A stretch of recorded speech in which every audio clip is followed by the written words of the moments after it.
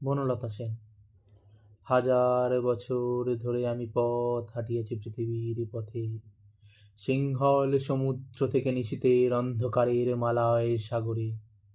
অনেক ঘুরেছি আমি বিম্বিসার অশোকের ধূসর জগতে, সেখানে ছিলাম আমি। আরো দূর অন্ধকারের বিদর্ভ নগরে আমি ক্লান্ত প্রাণে, চারিদিকে জীবনের সমুদ্র সোপান আমার এ দুদণ্ড শান্তি দিয়াছিল। নাটোরের বনলতা সেন।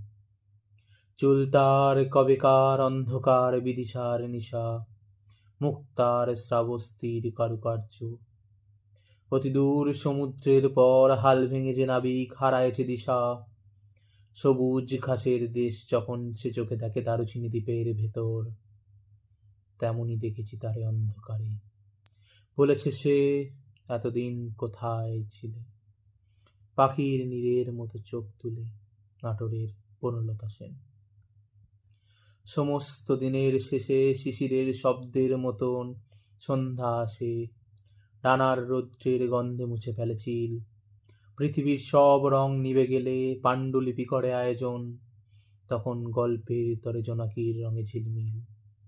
সব পাখি ঘরে আসে, সব নদী ফুরায় জীবনের সব লেনদেন, থাকে শুধু অন্ধকার মুখোমুখি বসিয়া। বনলতা সেন।